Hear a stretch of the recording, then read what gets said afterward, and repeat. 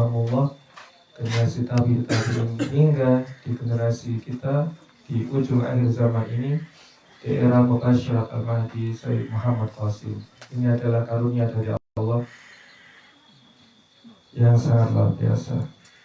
Semoga Allah memberikan kita istiqomah untuk senantiasa mensyukurinya. Kembali kita lanjutkan kajian tafsir Al-Quran Al-Karim melalui hadis-hadis yang mulia dari baginda Nabi Muhammad SAW.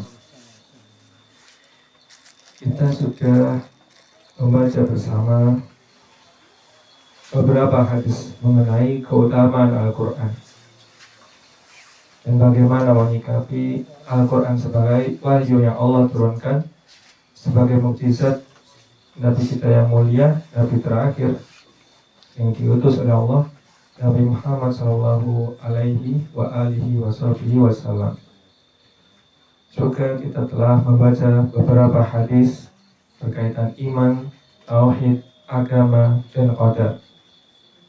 Selanjutnya kita membaca bersama hadis-hadis mengenai sirah nabawiyah, sejarah dari Nabi kita yang mulia Muhammad Sallallahu Alaihi Wasallam. Dan saat ini kita telah ada di penghujung hadis dalam bab surga dan neraka. Ini adalah hadis terakhir yang akan kita baca di dalam bab surga dan neraka. Dan ini diletakkan oleh Syekh Masbur Hasan Al-Salman Hafizahullah sebagai hadis terakhir dalam bab ini, yang mana ini mengisyaratkan akan pentingnya mengingat setidaknya satu hadis ini agar yang membaca dijauhkan oleh Allah dari azab api neraka yang sangat dahsyat, dimasukkan oleh Allah ke dalam jannah yang abadi kelak di yaumil qiyamah. An Anasin, dari sahabat yang mulia Anas radhiyallahu anhu, ani Nabi sallallahu alaihi wasallam, dari Nabi sallallahu alaihi wasallam, yaqulullahu li ahwani ahli nari azaban yaumal qiyamah. Pada hari kiamat nanti Allah akan bertanya kepada penduduk neraka yang paling rendah azabnya, yang paling ringan azabnya di neraka. Berarti ini hadis qudsi, salah satu hadis qudsi. Pertanyaan Allah tersebut kepada hambanya itu adalah, ya bani Adam, wahai anak Adam, kaifa wajadta majja'aka, apa pendapatmu mengenai tempat tinggalmu? Fayaqulu, kemudian penduduk neraka yang paling ringan azabnya itu menjawab, syarru majja', ini adalah seburuk-buruknya tempat tinggal. Fayuqalu lahu, kemudian dikatakan padanya, lau kanat laka dunya wa ma fiha, seandainya kamu memiliki dunia dan semua yang ada di dalamnya, akuntal muhtadiyan biha, apa kamu bersedia untuk menebusnya, yaitu sebagai penebus agar dia tidak jadi dimasukkan ke neraka. Fayaqulu, maka hamba itu menjawab, na'am, iya. Fayaqulu, kemudian apa tanggapan Allah? Kadzabta, engkau berdusta. Qad aradtu minka ahwana min hadza, sungguh aku menghendaki darimu yang lebih ringan daripada hal ini. Wa anta fi sulbi wa fi riwayatin fi zuhri Adam, sedangkan engkau saat itu ada di tulang sulbi, dan dalam riwayat yang lain dikatakan masih ada di dalam tulang punggung Adam alaihissalam. Allah tusyrik bi syai'an, yakni hendaklah kamu tidak menyekutukanku dengan sesuatu apapun. Fa'abaita illa syirka, akan tetapi kamu justru enggan melakukannya dan lebih memilih kesyirikan. Fayu'maru bihi ilan nar, maka diperintahkan oleh Allah agar orang itu dibawa ke neraka. Hadis riwayat Al-Bukhari, Muslim, Ahmad, Abu Awana, dan Ibnu Hibban. Ikhwatal iman, ya Allah pinta adalah lebih ringan daripada ada orang yang memiliki seluruh isi dunia ini, kemudian dia menyerahkannya supaya tidak dimasukkan oleh Allah ke neraka.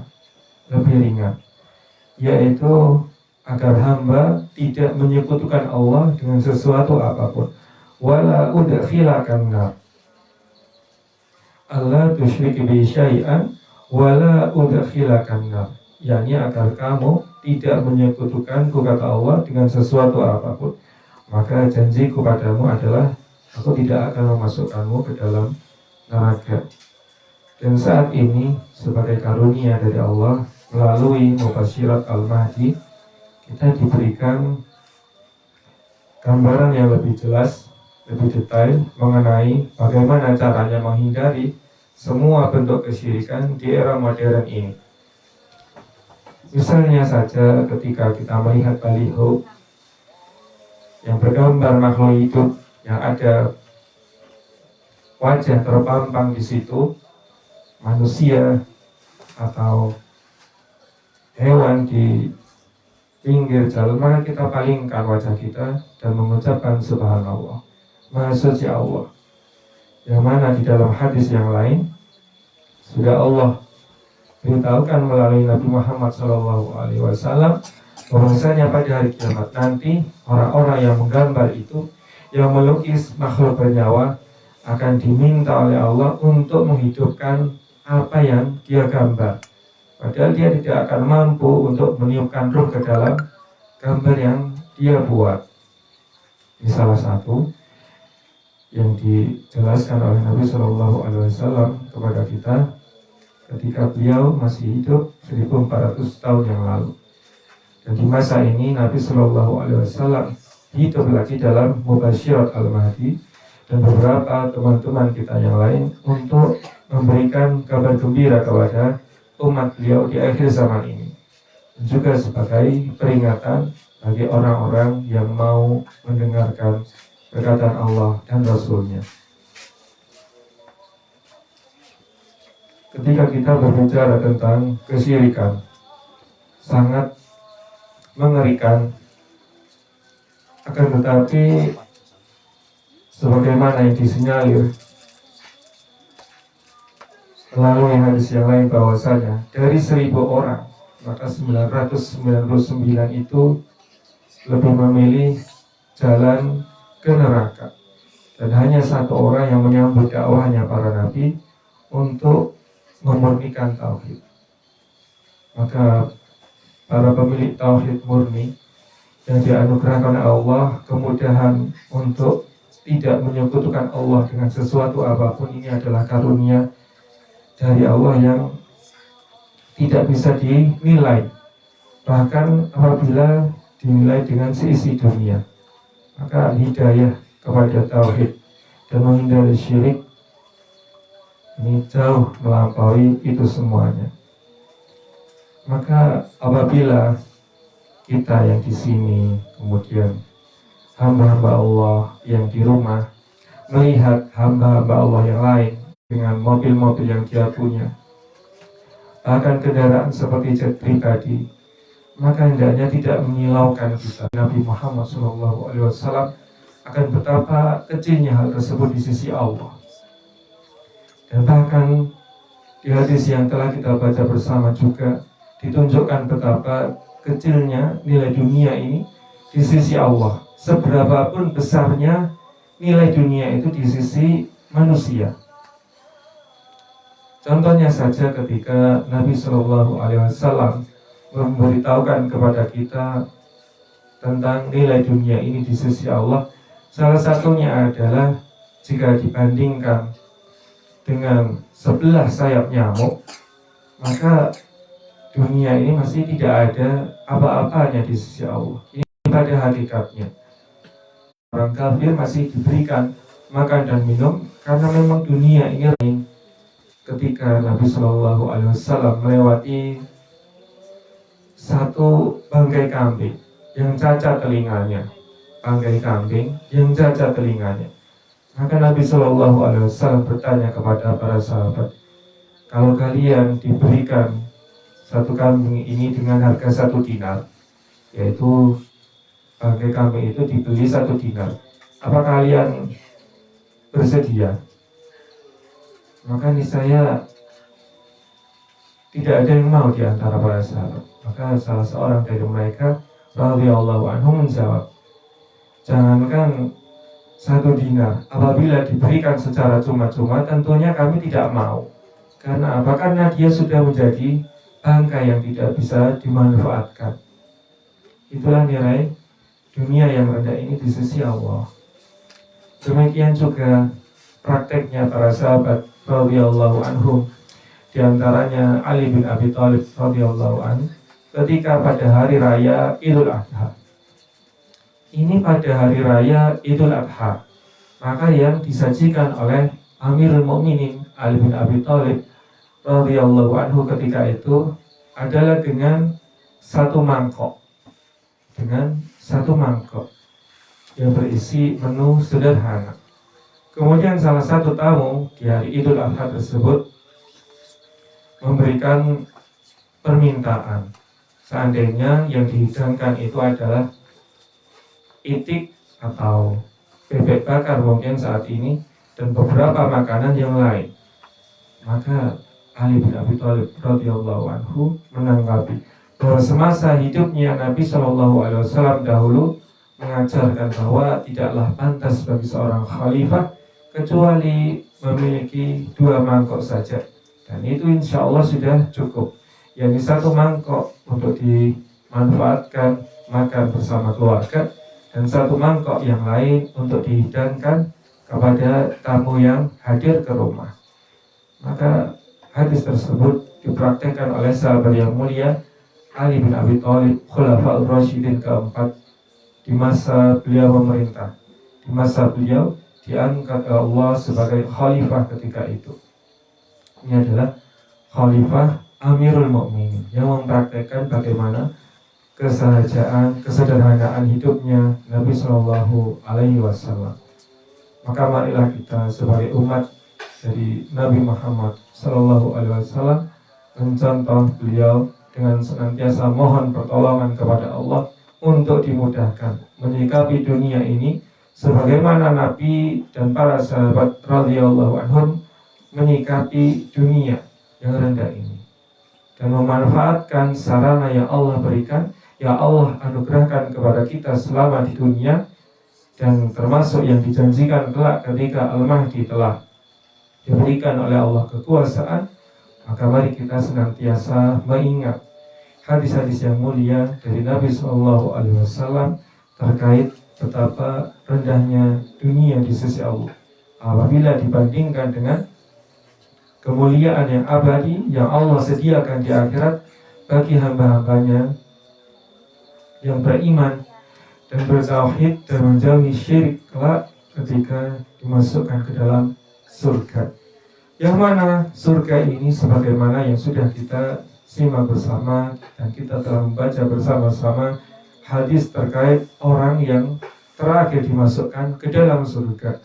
Maka apa yang Allah berikan padanya? Yakni dia diberikan yang semisal dengan dunia beserta seisinya, ditambah lagi 10 kali lipatnya. Ini adalah karunia yang Allah berikan kepada orang terakhir yang masuk surga. Orang terakhir yang masuk surga. Maka ketika kita melihat, sekali lagi ketika sedang ada di jalan dan kita mengendarai motor yang sederhana atau roda depannya belum diperbaiki tetapi masih bisa jalan, kemudian tiba-tiba lewat di samping kita mobil yang di atas 5 miliar begitu, niscaya itu tidak akan menyilaukan kita ketika kita mengingat karunia Allah yang akan Allah berikan kepada hamba-hambanya yang beriman kelak di jannah. Yang betapa luar biasanya kenikmatan tersebut.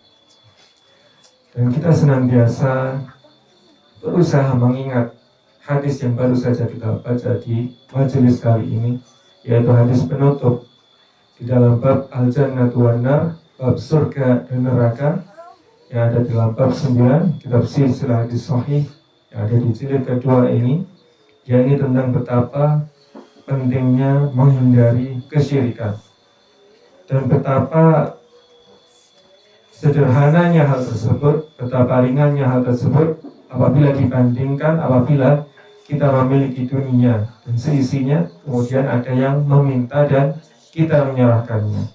Maka menghindari kesyirikan itu adalah hal yang sederhana, sebagaimana sudah disampaikan oleh Said Qasim melalui mubasyirat yang Allah berikan padanya, yang Allah anugerahkan kepada beliau, bahwasanya untuk menghindari berbagai bentuk kesyirikan di era modern ini, tinggal melakukan hal-hal sederhana yang memang Allah memberikan kita kemampuan padanya.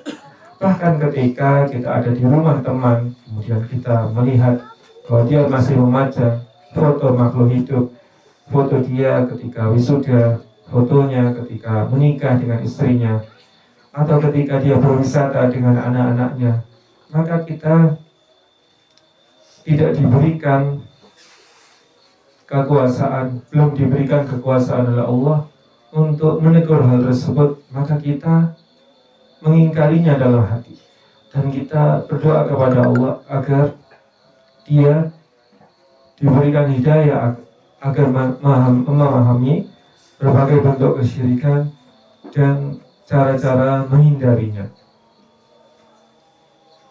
Itu diantara kemudahan yang Allah berikan kepada kita. Maka dari itu kita melihat bahwasanya saat ini Said Qasim hafidhahullah, meskipun masih tertutup oleh topeng di wajahnya, topeng Al-Masih Ad-Dajjal, akan tetapi Allah tetap memberikan pertolongannya, disebabkan Said Qasim masih berusaha sebaik-baiknya untuk menghindari segala bentuk kesyirikan, apapun kekurangan beliau saat ini. Dan semoga kita dimudahkan oleh Allah untuk senantiasa istiqamah di dalam barisan Al-Mahdi. Ikhwatal iman rahimani wa rahimakumullah, kiranya demikianlah ya Allah mudahkan bagi kita untuk merenungkannya bersama pada kesempatan kali ini dalam kajian tafsir Al-Quran Al-Karim, dan kita berusaha tadabbur akan ayat-ayat Al-Quran yang mana di antara yang Allah janjikan kepada kita melalui ayat-ayatnya yang mulia di dalam Al-Quran adalah Al-Jannah. Dan Allah memperingatkan hamba-hambanya akan neraka. Dan sekali lagi, hadis terakhir mengenai hamba Allah yang paling ringan azabnya di neraka, yang mana paling ringan azab di neraka ini adalah dipasangkan sepasang sandal di kakinya, akan tapi sudah cukup untuk membuat otaknya mendidih. Ini karena dia semasa di dunia tidak menghindari kesyirikan. Maka kita senantiasa mohon kepada Allah agar dijauhkan dari kesyirikan, baik secara zahir maupun tersembunyi. Jazakumullahu khairan. Terima kasih atas perhatian dan kerendahan hatinya, dan mohon maaf atas kekeliruan dan kekurangan yang terjadi. Mohon diingatkan demi kebaikan bersama. Subhanakallahumma wa bihamdika asyhadu an la ilaha illa anta astaghfiruka wa atubu ilaik. Wassalamualaikum warahmatullahi wabarakatuh.